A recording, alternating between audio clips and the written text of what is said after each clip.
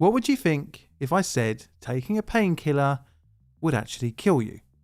I don't mean like an overdose, but just one capsule equals death. It would make you think twice about taking one, right? Well, imagine not knowing this, that taking over-the-counter medicine would be a roulette wheel of death. This would be the case if you so happened to get a headache in September 1982 in Chicago, and you decided to take a Tylenol.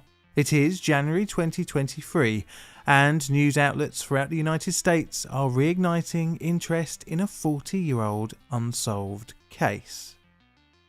This new spark of interest has been caused by a request for DNA testing of evidence from a crisis that gripped Chicago and the wider United States in 1982. Although hopeful, the new round of news reports and articles represent just another chapter in a senseless and chilling crime spree. The event changed the way medication is packaged across the world. It created fear and worked its way into urban legends that even here in the UK cause a moment of pause for thought. Unknowingly, the terror caused 40 years ago is the reason why I was told as a child to always check everything I buy is sealed.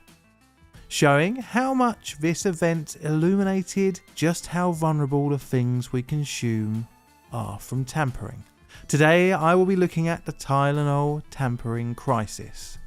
A chilling, bizarre and cruel case of 7 acts of cold-blooded murder.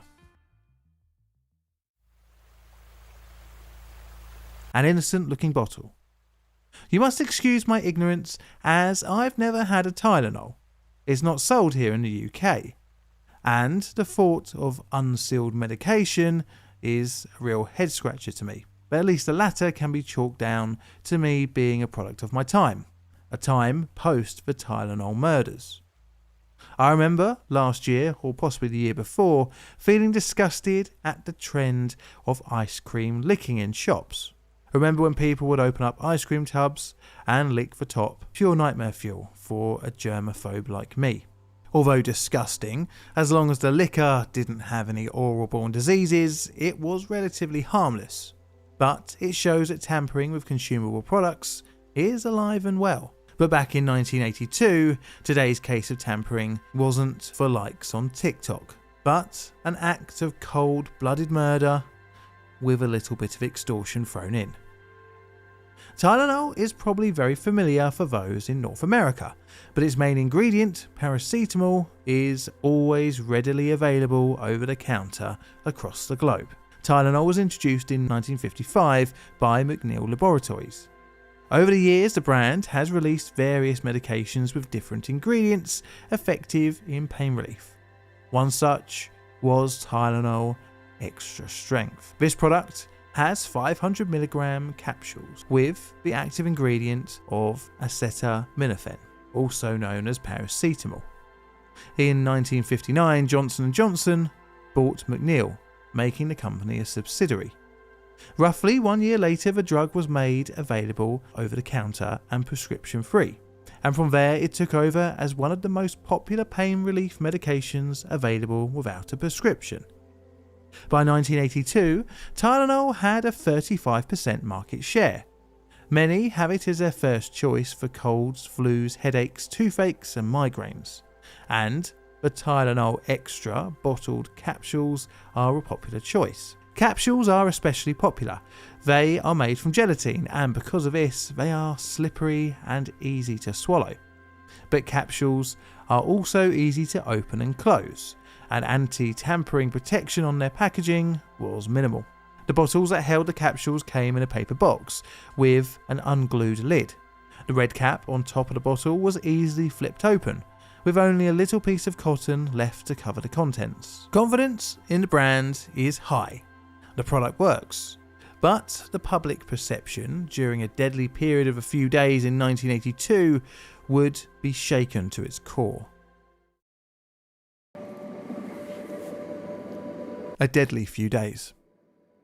It is early in the morning of the 29th of September 1982, and in Elk Grove Village, a suburb of Chicago, Mary Kellerman, a 12-year-old girl, is suffering from a runny nose and a sore throat. Nothing particularly out of the ordinary. People get cold symptoms all the time. Usually if the symptoms are a bit too much, one takes a painkiller. Mary goes to her parents and explains her symptoms to them. They offer her 1 capsule of Tylenol extra strength. By 7 a.m. in the morning, she is dead.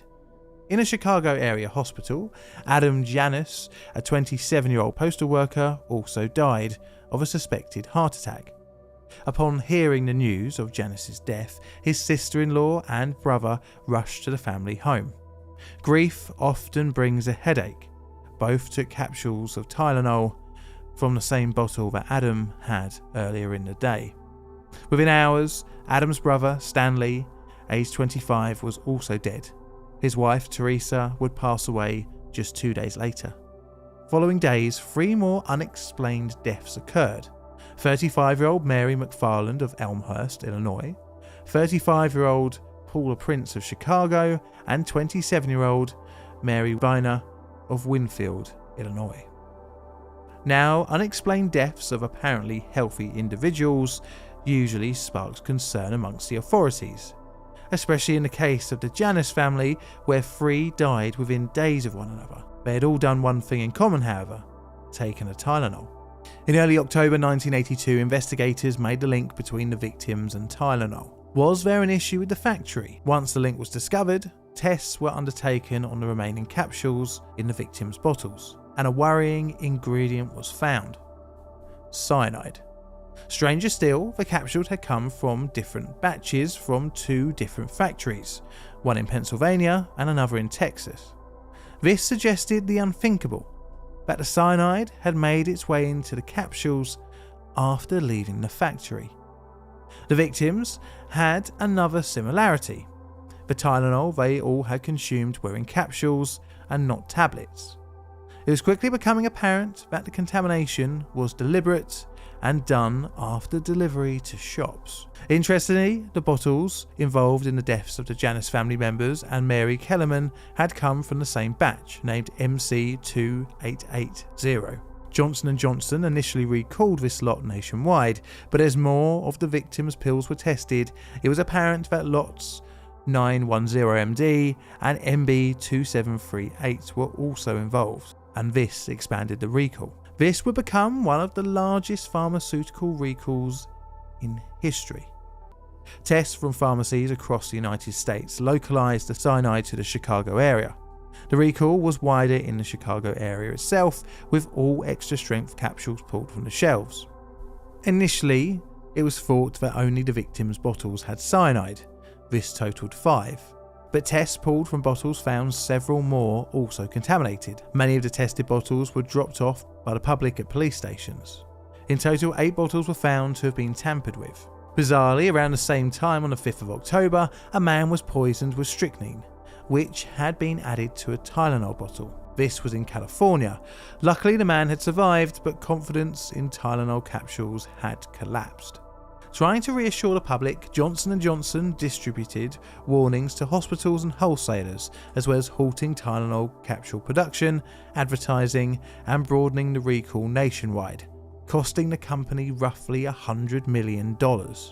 Johnson & Johnson also issued a nationwide offer to replace customers' capsules with their pill variant, and on top of that, the company offered a $100,000 reward for the information leading to the arrest and conviction of the person or persons responsible for the murders. The police were starting to form a theory that after arriving on the shelves of local grocers and drugstores in the Chicago area, random bottles of Tylenol were removed from the shelves.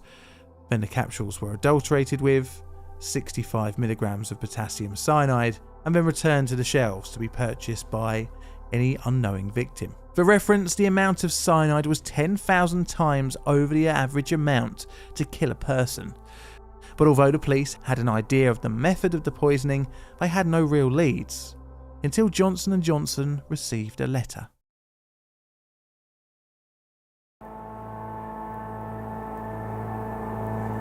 The letter.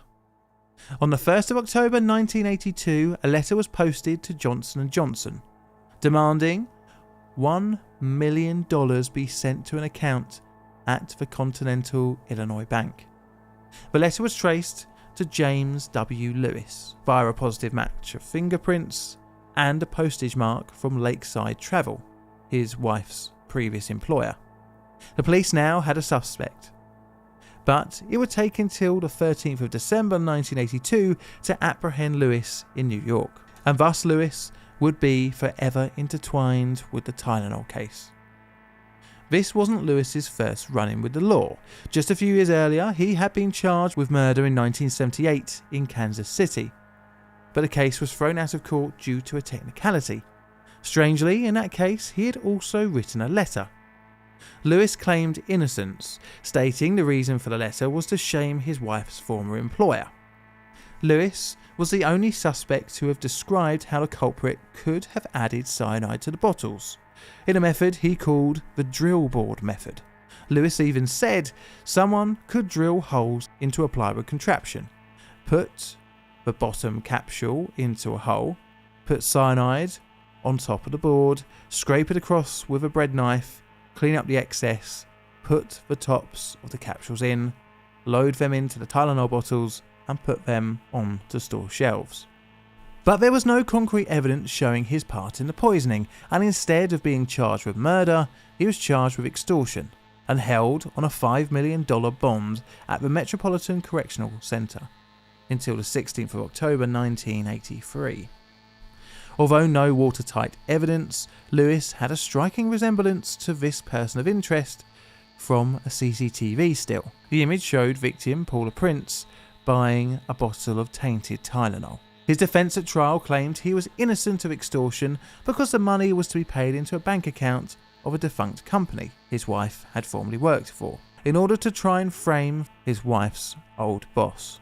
Needless to say, this bizarre defence and another charge of credit card fraud netted him a 20-year prison sentence, of which he would serve 13 years. But Lewis would always stay as suspect number one for the next 40-odd years. Although someone was now behind bars, no one had been charged with the murders, and the case would continue to go on unsolved. Two other suspects were also, suspected during the Tylenol case. These were Roger Arnold, aged 48. He was arrested in mid-October 1982 after a Lincoln Park bar owner told officers two customers said Arnold had purchased a large quantity of cyanide.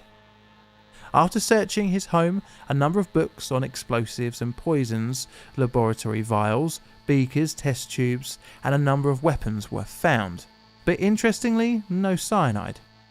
His link was that Arnold's wife was in Central DuPage Hospital at the time of the poisonings. Across the road was a grocery shop, Frank's Foods, where one of the victims had bought their bottle of tainted Tylenol. Arnold had also worked with one of the victims' fathers at a warehouse. Bizarrely, Arnold would go to prison for murder, but not the ones you might think. After his questioning, Arnold hunted down the bar owner who dobbed him in and shot him dead. The only problem was he killed the wrong man. And thus the case went pretty cold. Lewis was in jail, Arnold was also in jail, but Lewis was released in 1995 and would remain a top suspect, although constantly attesting his innocence. During a 2007 to 2008 undercover sting operation run by the FBI, Lewis stated it took him 3 days to write the extortion letter. This, combined with the postal date being forensically proven under the letter's ink of the 1st of October, meant that the letter was written before the public knew of the Tylenol case. Lewis, although at the time of his apprehension in New York was living there, he and his wife had been living in the Chicago area until early September, roughly around 20 to 24 days before the crisis began. Strangely, in 2009, Lewis was interviewed by the press, where he again denied all accusations against him. So, all right, so you're going to continue. I couldn't defend myself with all the Tylenol publicity. You were wanted for mail fraud before the Tylenol. You were wanted, that's why you left. That's right, I was. So you left Kansas City. You were the prime suspect in a grisly murder. You were found guilty of mail fraud, but you're saying that you weren't guilty. By a jury that all knew me and were exposed to the publicity, yes. There's also a weird case that happened in 1978 with Raymond West, who ended up dead in his attic. And you were the prime suspect as the guy who did that, who killed him, who murdered him. For 2 weeks, he was under the lock and key. So there was no homicide, you said? There was no homicide. There was no homicide. But the guy was dismembered and stuffed in a plastic bag in his attic. How does somebody dismember themselves and stuff themselves in a plastic bag? You got it. Come on. Around the same time in 2009, FBI agents searched Lewis's apartment, who was now living in Cambridge, Massachusetts. But again, no arrests were made. In 2010, Lewis and his wife had their DNA taken. One of the other suspects, Roger Arnold's DNA, was also taken. But due to Arnold being dead for 2 years, his body was exhumed and a sample was taken from a femur bone. Sadly, none of the DNA samples created any movement in the case. They even took DNA in 2011 from the Unabomber, Ted Kaczynski, but again, alas, no luck. As of the end of January 2023, more DNA tests have been undertaken, but no news so far.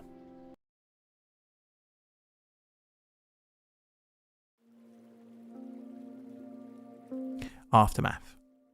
Even though the killer hasn't been identified, the crisis changed the pharmaceutical industry permanently. Johnson & Johnson within 2 months had Tylenol back on the shelves, but with an improved triple seal.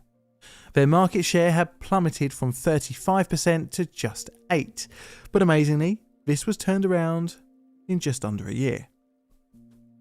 The event cost the company over $100 million in the recall alone and an undisclosed 1991 settlement with the victims' families. The crisis spawned, unsurprisingly, copycat murders, most notably in 1986, where 3 people died of cyanide poisoning. New federal laws, post-crisis, now made product tampering a federal crime, which, even attempting to tamper with a product, can carry a 10-year sentence. So for my ratings. Today is only going to be a legacy rating, and I'm going to give this one a 9. All videos on the channel are Creative Commons Attribution Share Alike licensed. Playlist for videos are produced by me, John, in a currently wet and windy suburban corner of southern London, UK. I have Patreon members and YouTube members as well, so thank you for your financial support, as well as the rest of you for tuning in every week to watch your dose of disaster. I've got Patreon, I've got Instagram and Twitter, so check them out if you fancy. And if you're enjoying this outro song, please feel free to check it out on my second channel made by John. And all that's left to say is thank you for watching, and Mr. Music, play us out please.